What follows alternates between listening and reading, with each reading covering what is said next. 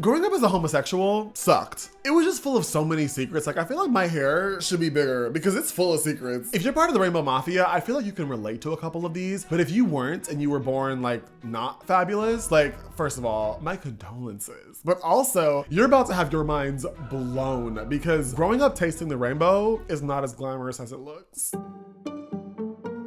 There would be so many times where I was with my family in like the living room watching TV and something gay would come on the TV, whether it was like two dudes like touching their wet lips together. You could literally feel the uncomfortable energy like take up space in the room. Like the room would be silent with the only sound being the uncomfortability of homoness oozing from everyone's pores. And it's hard because on one hand, my family has come a long way. They are not awful people, and I would not even say that they are like homophobic, but that type of thing, it is not the norm necessarily, and it still makes them super uncomfortable. And so sometimes comments were made that were a little ignorant, and then I would just be sitting there like a little rainbow boy, like feeling like they're talking about me. I don't know, it always just felt like I was stuck between a rock and a hard place because the last thing you want to do is make your family uncomfortable, but at the same time, you are trying to learn how to become more comfortable in yourself and in your own skin. And you hear about all of these horror stories about like,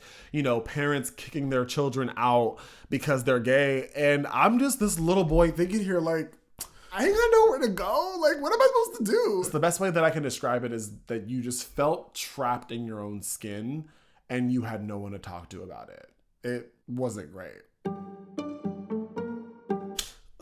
I don't even want to talk about this. I mean, what I will say is that growing up with a family that believes that when you die, you are going to be like popped in the oven at 450 for the rest of your life, it isn't not traumatizing. Life was pretty rough in that sense. Like if I had to pinpoint the one thing in my life that caused me the most pain, the most sadness, I would overwhelmingly say that it was Christianity or religion. I don't want to like crap on anyone's beliefs. I'm just trying to be truthful with what my experience was. I remember that one of the saddest or like the most disheartening things to hear were like contradictory statements like, oh, I love you so much. I just hate your life choices. We're all sinners. We all do things that are not great, but the point is to not do those things. Like you liking another boy is basically the same as murder. I would say at this point, I think I've reached a pretty good spot with my family in terms of, you know, my rainbowness and, you know, their Christianity. It's not a topic that really comes up too much. Like when I'm around my family, I pretty much dumb myself down because the last thing I want to do is make anyone else uncomfortable. I know there's a lot of rainbow activities that I could mention, but I just choose not to because I just kind of choose to pick my battles. I would be lying if I didn't say that sometimes I question or just wonder what is said about me when I'm not there, you know? Like I think I'm seen in my family as someone who is super positive, super like fun and loving and just kind of brings a different type of energy in the room. But like if my nieces or like my cousins or something ask like, does CJ like boys? I don't know. I don't know what they say. It's like, it's a weird, like, I don't know how to explain it. It's just a weird little thing that I would be lying if I, you know, said that I don't sometimes think about. I do have my own beliefs, but if selective Christianity wasn't a part of my life growing up, I think I would have been like really happy. But hey, apparently I'm about to be cooked. Like cooked.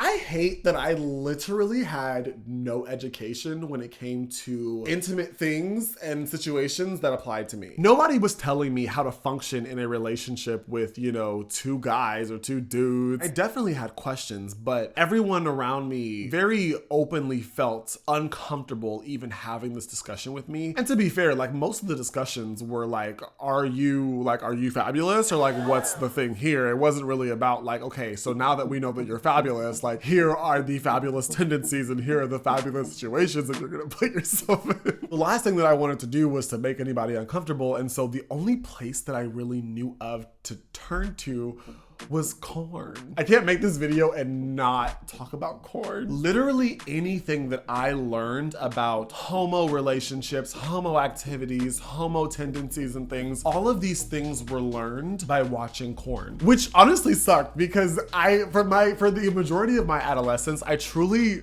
truly thought, you know, I look a mess, I look gross now, but eventually I'm gonna grow up to look like a Greek god. Like, I'm just trying to bide my time because literally, like, I'm going to grow up just chiseled, just so cut and so buff, and like I'm always gonna be oily. Like, I thought we were all just meant to look like Greek gods because I had no other like frame of reference. I thought it was just part of the DNA. I don't know. I feel two types of ways about it because on one hand, I am incredibly grateful that corn was available for me and I had some type of example of what this life would look like for me. But on the other hand, like, it also gave me such high expectations for what that first time would be like. And when I tell you, like, after it happened, I was just sitting with myself like, was that?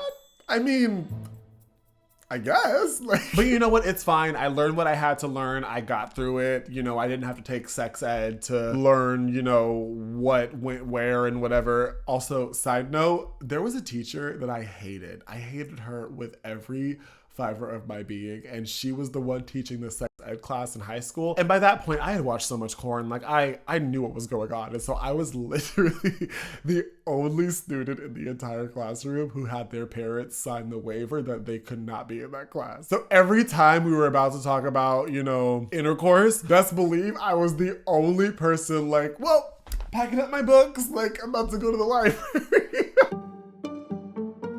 I don't know if this is going to be a universal gays experience. Actually, scratch that. I know for a fact that not all gays have this experience, but I am not exaggerating when I say that RuPaul's Drag Race literally saved my life. Like, I'm not exaggerating. That show literally gave me exactly what I needed at the time that I needed it. Back then, you know, my family was making some money, so we were a little bougie, and so we had all the cable channels. So I had Logo TV, caught the last episode, and I was like, what is this? I just remember being so flabbergasted by the idea that dudes were out here putting on makeup, putting on dresses, corsets, boobs, like all of these things. And it wasn't just celebrated, it was like a competition. Like, there were dudes out here who were competing to be the best girl. Like, I just remember being so taken aback and so like shocked that gay people were just allowed to be themselves in a room. It was my first exposure to homos just being homos. I honestly shouldn't have been watching it because a lot of stuff on Drag Race is like not PG-13, but hey. The funniest thing to me about growing up homo was that I feel like everybody knew, like, look at me. Even though I was a little more reserved when I was younger, I truly still feel like you can tell that I was tasting the rainbow. Like, what straight boy is out here obsessing over Gaga, Beyonce, Brandy, Little Mix? Like, at this point, I truly feel like if you didn't know, you didn't want to know. I remember talking to my mom about this like recently, and she was like, she knew very early on. I think her exact quote was, if you are a mom and you don't know your son is gay, then you aren't paying attention. I had an uncle, he passed away, but I remember him very vividly. Like, if I said that I liked something that was perceived as gay, like I liked Lucky Charms instead of Cheerios or Barbies instead of Monster Trucks, like he would literally punch me in the chest. And I have asthma. Like, that was not safe. I was still out here playing with Barbies, but at the same time, I would play with Barbies, but then be like, I'm just pretending like they're my wives. I remember there was this one guy who moved to my school from like Oklahoma or something. I really liked him, and I think he played the guitar. And so I was like, oh my gosh, he plays the guitar, I sing, like match made in heaven. He came over to my house and we watched a movie. I don't remember the exact movie that I watched with him, but it was nasty. It was like Splice or something. It was the nastiest movie. I don't remember what it was called, but it was like an alien who like exploded and then had like a baby in the alien. It was ridiculous. But we watched that, and then once the movie ended, there was like this silence, and it was just like, huh, okay. And then he was like, yeah, I think I'm gonna go home. And so then he left, and literally from that point on, we did not talk to each other. Sometimes I get so jealous of people who were able to really like flourish and experiment in high school. I know so many like guys and girls who literally had like 67 boyfriends or girlfriends in high school. And then there's me just trying to pretend like I'm heterosexual. I cannot tell you how many times my girlfriends would come to me for like advice about their boyfriends or, you know, whatever drama they were going through. And I was giving them like foolproof, bulletproof advice, like relationship advice, like I was Dr. Phil or something, even though I knew damn well I had never been through those things myself. I was just tapping into this like eternal advice vault. I don't know what it was, but I was out here saving the girls. They would just always have all of this like super interesting like drama. Like it truly felt like Degrassi in real life. My freshman year, I went to a public school. And so when I tell you that school was nasty. But sometimes I do get jealous when I think back about the fact that so many people were able to use the time in their lives to really experiment,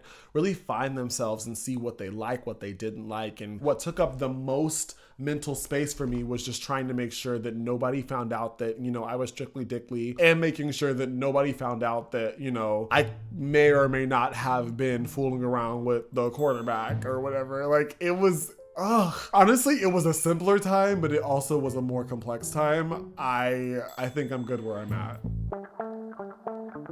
The one thing that I would say that comes out of a lot of gay people not being able to express themselves in high school is that once they move out of their parents' house, like once they turn 18 and they like move to a different city or whatever, gays just get wild. The Liga Biga Tigga community, I can probably say like confidently, is the most sexual community on the planet. You cannot go to a pride parade without seeing some guy, doesn't matter what age, in like a thong or a jock strap. The moment you say like, I'm going on a gay cruise, like people just automatically assume that you are about to engage in the most orgiful. I cannot tell you how many people I've spoken to that are not like, weren't born fabulous, that hear some of the things that go on in our community and they're just like their jaw is on the floor, and I'm sitting here like, honey, like that is, you could have just told me that you were eating Cheetos. There are certain things that I feel like can be universally understood as like, okay, that's pushing, like that's a lot. But at the same time, like the whole reason the gay community is so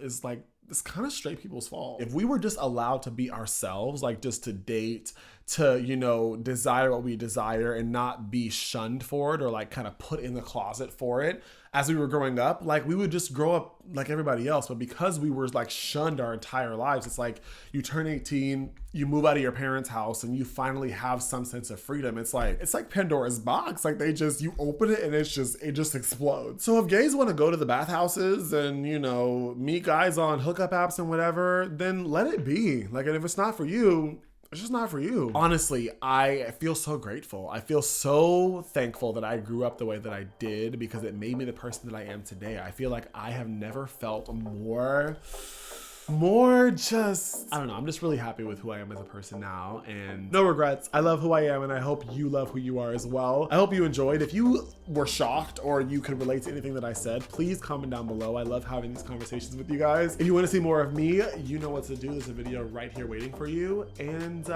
yeah, subscribe for more videos like this, and I love you so much. I'll see you in the next one.